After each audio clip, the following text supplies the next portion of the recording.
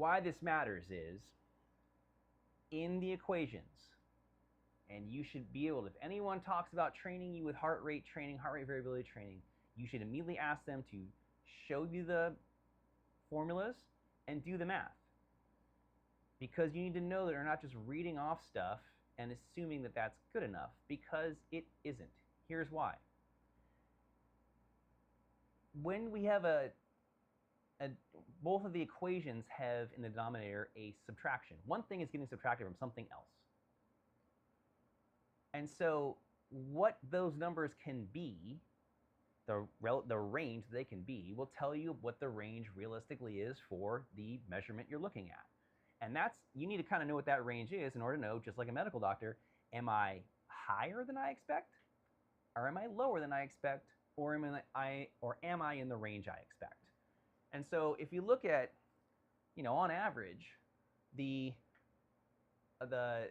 the subtraction, and since it's square, it doesn't matter if I go left to right or right to left, between this top person and the bottom person, these numbers are like 0.1 and 0.2, and these numbers are 0.1 and 0.2, and so that kind of tells you a range, right? You'd expect that the numbers would then be between 0.1 and 0.2-ish, or from this side to this side, that's a 0.2, and this side is a 0.3. That's 200 milliseconds versus 300 milliseconds. Take a pause and think about that. The bottom one here, 0.93-ish, 0.91, you'd expect almost all the subtractions to be less than that range, because that's at the ends of the range, pretty much. And since you're averaging it out, it's going to mostly be less than that. This one has a broader range on the numbers, and that's because of the rates themselves. So here becomes a big problem. I'm going to call this a yellow flag. This does not get talked about very much. This is in the work I do. Because these two different people have two different average heart rates, or you could look at this as the same person who was on the top getting ready to work out, if you measured them when they came in the gym, or over to the park where you're going to do some work. And this is after they worked out, the bottom one here, where their heart rate's coming down. That could be the same person at two different points of time, or it could be two different people. Either way, when you measured it, the average was different. And because the average was different, the amount of time between the beats that is allowed, that's generally going to happen because these distributions are narrow, is different.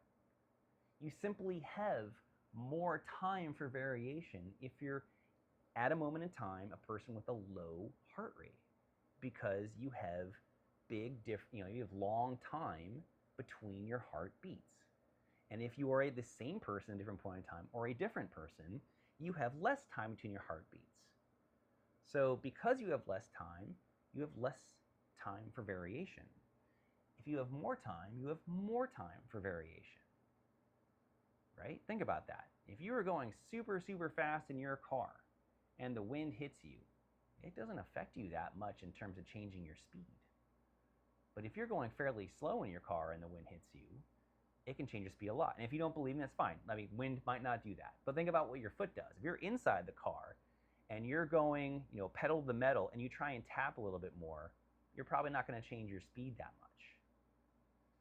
If you are going really slow and you tap your foot, whoop, right? That's where the person next to you goes, what's up with that? My neck. And so you can actually change the speed, not only like percentage-wise, but just actual number by more. We'll leave that there for you to think about. It's not talked about at all. If you have questions, feel free to reach out to me. But that is one of the basic problems that sits there for all of the numbers that you get. Not just the problem of like, what is the curve of like, just, what plotting out your numbers, what's going on underneath that number. But also the simple fact is the number itself is dependent upon when it was measured and what your average heart rate was. That's two things right there that now are feeding in all the time to the measurement you get. And if there's not a way to, I call it decouple, or to like normalize for them, or to remove that influence, it's really hard to tell that if you wake up one day and you have 48 millisecond heart rate, and the next day you have 34 millisecond heart rate, what actually changed, Was your average heart rate different? That might have been enough just to change it. Was it because you started to move around a little bit one day versus the other, and so the plotting of your data is a little bit different over the time that your ring or your your iWatch measured you? You'd have to plot it out and look, and that's hard to do.